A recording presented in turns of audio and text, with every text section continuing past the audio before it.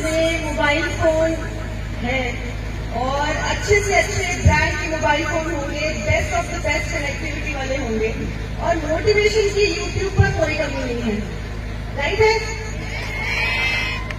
लेकिन मुझे बच्चों से आकर बात करना, उनसे रूबरू होना अच्छा लगता है। इसीलिए जब नीलम जी ने फोन किया कि हमारे यहाँ पे फ्रेशर्स का प्रोग्राम है, तो मैं ना नहीं कह पाई। I had to come and I had to interact with all of you. And what an absolutely amazing environment that all of you have created. Great. आप सभी जो है यहाँ पर एक चीज आप रियलाइज ये करें कि आप सभी जो इस कॉलेज में हैं, पढ़ रही हैं, आप ये बहुत छोटी सी एक परसेंटेज बनाते हैं हमारी पूरी आबादी का। बहुत खुश नसीब है आप लोग and you should always be thankful to God and you should always be thankful to your parents. हर सुबह उनको प्रणाम करो, नमन करो कि उन्होंने इतनी मेहनत से तुम्हें यहाँ तक पहुँचाया है। और मेरा ये अनुभव है कि ये जो उम्र है, इसमें अमूमन पूरी दुनिया जो है दुश्मन लगती है। ये क्यों रोक रहे हैं, क्यों टोक रहे हैं, हमें हमेशा मना कर रहे हैं, क्या चाहते हैं, जीने क्यों नहीं देते। इस तरह की फीलिंग हो सकता है कि आपके मन में भी आ रही हो अभी और लगातार आने वाले 3-4 साल तक शायद आती रहेंगी और उसके बाद में ठहराव आएगा। तो मेरी आपसे ये गुजारिश है, रिक्वेस्ट है कि आप जो फीलिंग्स है, जो एहसास और अनुभव हो रहे हैं, उनको थोड़ा सा नियंत्रण में रखें और याद रखें कि जो माता पिता हैं उनका साथ जो है वो अनकंडीशनल है। आपके साथ जो भी आपके दोस्त हैं या आने वाले समय में जीवन साथी रहेंगे, वो सब किसी न किसी कंडीशन से ही आपके साथ बनेंगे, लेकिन जो आपके माता पिता हैं उनके साथ में कोई कंडीशन लागू नहीं है। अब चूंकि मैं पुलिस विभाग से हूँ तो अपराध और अपराधियों से पाला पड़ता रहता है। बुरे से बुरा व्यक्ति और उसके बुरे से बुरे समय में भी जो उनके साथ खड़ा रहता है वो है उनके माता पिता। मैं इस चीज को और गंभीरता से आप लोगों को ये समझाना चाहती हूँ कि उनका सम्मान करें और कोशिश करें कि उनको आहत ना करें। अभी इस उम्र में एक और चीज हो सकता है कि आप किसी न किसी के प्रभाव में आ जाएं, पर हमेशा ध्यान रखें कि आपकी सुरक्षा पहली जिम्मेदारी आपकी खुद की है। आप सब समझदार हैं, आप पढ़ रही हैं और आने वाले जो हमारे देश की प्रगति और विकास के आप द्योतक हैं आप सभी। तो आपकी जिम्मेदारी है कि आप बड़े ही तरीके से, बड़ी ही सोच समझ से जो है बाकी जितने भी आपके जितने अनुभव हो रहे हैं बाकी समाज से, तो उनके बारे में आप थोड़ा ध्यान रखें।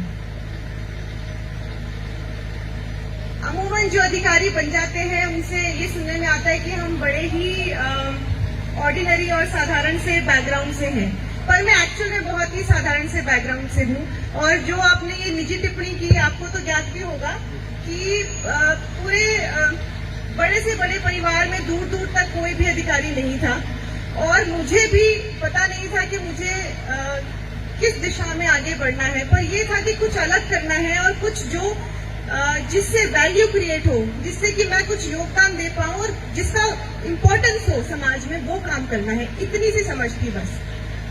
और लगभग 9 साल तक मैंने प्राइवेट सेक्टर में नौकरी की और बड़ा लेट समझ में आया कि हम किसी और की उन्नति के लिए और बहुत ही छोटे से लक्ष्य के लिए हम देर रात तक उनके लिए बैठते हैं, काम करते हैं। तो क्यों ना देश में जो डायरेक्टली हम कोई इम्पैक्ट क्रिएट कर सके, ऐसी किसी फील्ड को चुने और इसीलिए फिर सिविल सर्विसेज को चुना। अब यहाँ नीलम जी ने भी ये जिक्र किया था कि अमूमन जो है परिवार से सपोर्ट नहीं मिलता है बच्चियों को, पर मैं उस आई थिंक बहुत ही जो कम रेशियो है उस रेशियो से बिलोंग करती हूँ जिसमें कि परिवार का पूरा सपोर्ट मिला है। और स्पेशली मेरे 2 बड़े भाई हैं, मेरे पिताजी और अब मेरे हस्बैंड। मुझे बहुत ज्यादा जो है सपोर्ट हमेशा मेरे परिवार से मिला कि आपको जो करना है करो, लेकिन उसकी एक कंडीशन थी कि मुझे जो मैंने लक्ष्य निर्धारित किया है उसके लिए मेहनत निरंतर करनी है, वो दिखनी चाहिए और मेहनत दिखती है। आप अगर अपने आप से झूठ नहीं बोल रहे हैं और अपने लक्ष्य के प्रति आप प्रतिबद्ध हैं और कोशिश कर रहे हैं तो मेहनत दिखेगी, वो झलकेगी और बाकी समाज भी अब पूरी कोशिश करेगा कि वो आपको सपोर्ट करे। कुछ ऐसा ही मेरे साथ हुआ।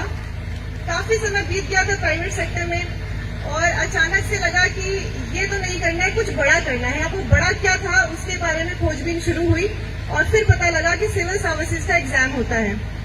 बहुत ऐसा लगा कि ये तो जो बचपन से ही होनहार बच्चे होते हैं केवल वही पास कर पाते होंगे। और मैं एक एवरेज स्टूडेंट थी, कभी भी पढ़ाई की तरफ बहुत ज्यादा रुझान नहीं रहा। एक्स्ट्रा करिकुलर में मैंने कोई एक्टिविटी नहीं छोड़ी। आप उसको अगर you name it and I have done it. मैंने स्पोर्ट्स भी किया है, मैंने डांस, सिंगिंग, कल्चरल सब कुछ किया है, लेकिन पढ़ाई एक लिमिट पे आके रुक जाती थी। और उसी के कारण जब डिसीजन हुआ कि सिविल सर्विसेज का एग्जाम देना है तो डाउट भी था कि मैं तो नहीं कर पाऊंगी, मैंने तो कभी इतनी पढ़ाई की ही नहीं और इसमें तो बहुत पढ़ना पड़ता है। और काफी सारे लोगों से मिले भी, उन्होंने कहा पढ़ाई तो खूब करनी पड़ेगी और कमर कस के पढ़ाई करनी पड़ेगी। तो ठान लिया कि चलो जीवन भर में जो मेहनत नहीं की वो शायद एक बार तो करनी पड़ेगी और इस बार कर लेते हैं।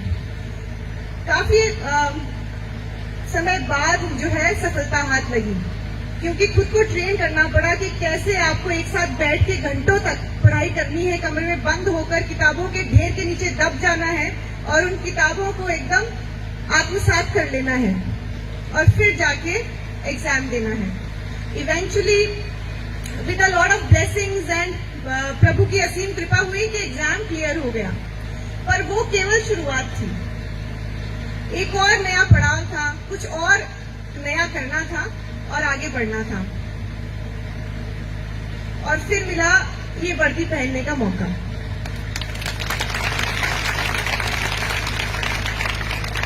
अब थोड़ा माहौल लाइट करने के लिए एक अंदर की बात बताती हूँ कि जब से पता लगा कि आईपीएस में सिलेक्शन हो गया है, तब से एक चिंता दूर हो गई कि डेली क्या पहने ये डिसाइड नहीं करना है। वरना 9 साल ऑफिस के हर दिन यही घबराहट कि आज क्या पहन के जाएं। तो ये बहुत रहम है कि डेली वर्दी पहननी और बड़ा गौरव महसूस होता है, अलग ही फीलिंग है।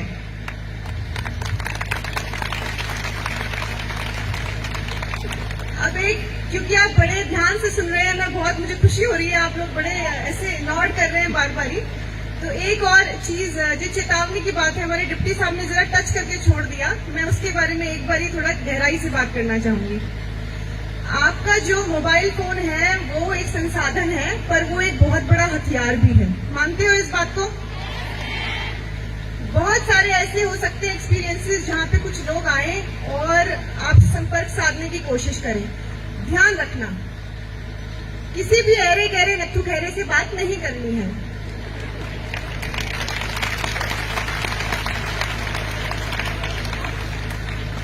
आप लोगों की सुरक्षा के लिए हम तत्पर हैं और मेरी अपनी खुद की अब एक बेटी है, तो मुझे और ये ज्यादा महसूस होता है जब लगता है कि बच्चियां सुरक्षित रहें, और आपकी सुरक्षा के लिए हम हर कोशिश करेंगे। लेकिन वही बात है कि जिम्मेदारी जितनी हमारी है, जितनी आपकी इस संस्थान की है, उससे ज्यादा बड़ी जिम्मेदारी आप है। किसी को आपकी तरफ उंगली उठाने की जो मौका है वो मत देना, और सिर झुके अपने यारे प्यारों का वो मत होने देना।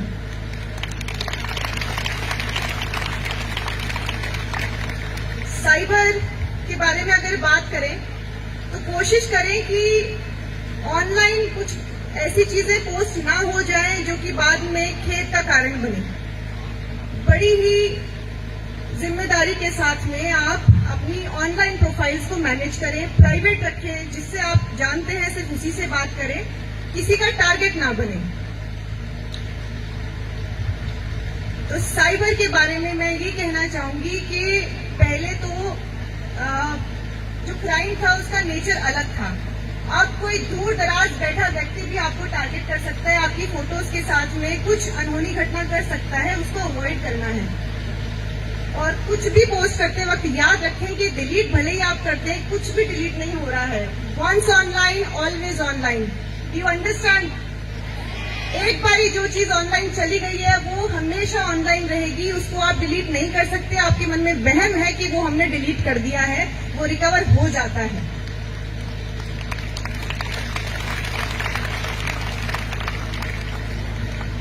एक और बात, आप सब यंग हैं, फुल ऑफ एनर्जी हैं, अपने लाइफस्टाइल के बारे में थोड़ा ध्यान दें, व्यायाम को अपने जीवन में, जीवन शैली में जोड़ें। I still work out every day no matter how busy I am. जब हमारी ट्रेनिंग खत्म हुई तो हमारा भी एक एनुअल फंक्शन जैसे स्कूल में होता है, ट्रेनिंग में भी एक प्रोग्राम होता है एंड ऑफ द ट्रेनिंग। उसमें हमें माननीय हमारे जो प्रधानमंत्री हैं मोदी जी, उनसे बात करने की जो अपॉर्चुनिटी है मुझे दी गई और उन्होंने ये कहा कि आप यथासंभव आप जाएं कॉलेजेस में, स्कूल्स में और बच्चों से बात करें। और मैं यथा समर्पित हूं इस गोल के लिए कि मैं हमेशा ऐसी जो अवसर है उसको इंश्योर करूं कि मैं जाऊं और बच्चों से बात करूं और योगा को अपने जीवन में लेकर आने के लिए उन्हें मोटिवेट करूं। So I do it every day and it has helped me tremendously. बहुत साल जब सिलेक्शन नहीं हुआ था और ऑलमोस्ट धक्के से खा रहे थे, तब लगा था कि क्या करें, तब बहुत अवसर मिला एक अच्छा कि योगा सीख लेते हैं और सीखा। और वो आज दिन तक मैं हर दिन जो है कोशिश रहती है कि उसको अपने जीवन में उसको लेके आए, क्रियान्वित करें और वो मैं कर रही हूँ। तो आपसे ये रिक्वेस्ट है कि आप भी कोई एक ना एक जो व्यायाम शैली है उसको अपनाएं और डेली करें। और स्पेशली महिलाओं के लिए, आप भी यंग है, आपको फील नहीं हो रहा है, जैसे जैसे एज बढ़ती है जो व्यायाम की जो इम्पोर्टेंस है वो जीवन में बढ़ती जाएगी। अभी शुरू करेंगे तो वो एक हैबिट का पार्ट बन जाएगा। आखिर में कुछ एक और थॉट मैं आपसे शेयर करना चाहती हूँ। ऐसा कहते हैं कि महिलाएं ही महिलाओं की सबसे बड़ी दुश्मन है। क्या ये सही है? इसे हमें गलत साबित करना है। हमें आपस में ईर्ष्या नहीं करनी है। आप कभी भी किसी भी समूह में जाएं जहां महिलाएं हैं, वहां आपस में प्रतिस्पर्धा रहती है, कंपटीशन रहता है, लेकिन कंपटीशन की एक सीमा होनी चाहिए। एक हेल्दी कंपटीशन हमें जरूर करवाना है। और मेरी ये नीलम जी से भी रिक्वेस्ट है कि आप ये इंश्योर करें कि टाइम टू टाइम आप बच्चों को याद दिलाएं कि आप सब एक दूसरे की संगिनी हैं। मेरे लाइफ में मेरे पिताजी, मेरे दोनों भाई और मेरे हस्बैंड और कुछ मेरे दोस्त, उन्होंने मुझे बहुत सपोर्ट किया। लेकिन जो 2 AM फ्रेंड है, मतलब रात के 2 बजे वाले जो दोस्त है ना मेरे, वो लड़कियां हैं।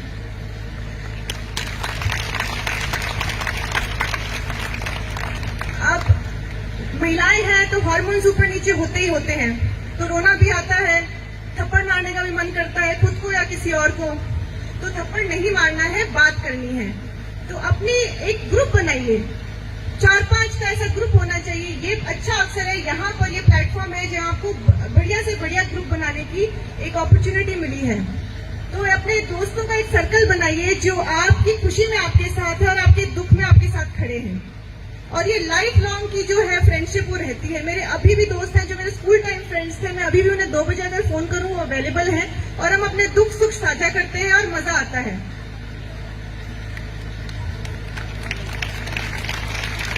तो हमारे लिए, महिलाओं के लिए कंपटीशन तो बाहर वालों से ही खूब है, हम आपस में क्यों लड़े झगड़े?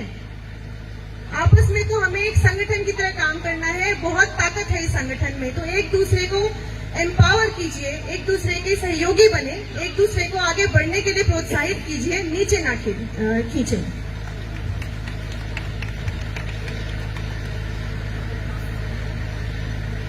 लास्ट में बट नॉट द लीस्ट, कुछ पढ़ें। हर दिन कुछ पढ़ें, 10 मिनट पढ़ें। ये न्यूज़पेपर भी हो सकता है, कोई मैगजीन भी हो सकती है, या कोई बुक हो सकती है, कोई ऑटोबायोग्राफी हो सकती है, कोई भी किताब, लेकिन पढ़ने की हैबिट डालें। 10 मिनट ही पढ़ें, पर पढ़ें जरूर। इससे आपको पता नहीं लगेगा डायरेक्टली कि क्या इफेक्ट आ रहा है, पर लॉन्ग टर्म में जो ये आपका असर होगा आपके दिमाग पे, आप खुद यकीन नहीं करेंगे। और इस मंच से मैं आखिर में नए साल के लिए आप सबको ढेर सारी बधाई देती हूँ और आशा करती हूँ कि नया साल में आप खुश रहें, खुशहाल रहें, स्वस्थ रहें और अच्छा बॉन्ड एस्टैब्लिश करें, अच्छे दोस्त ढूंढें और तरक्की करें, अच्छे से पढ़ाई करें। और अभी भी आप कर रहे हैं और आगे भी हम सभी को ऐसे ही गौरवान्वित करते रहें। पुनः मुझे यहाँ आमंत्रित करने के लिए बहुत बहुत धन्यवाद। With all of you, you are absolutely amazing and just too good and outstanding. Thank you again, thank you so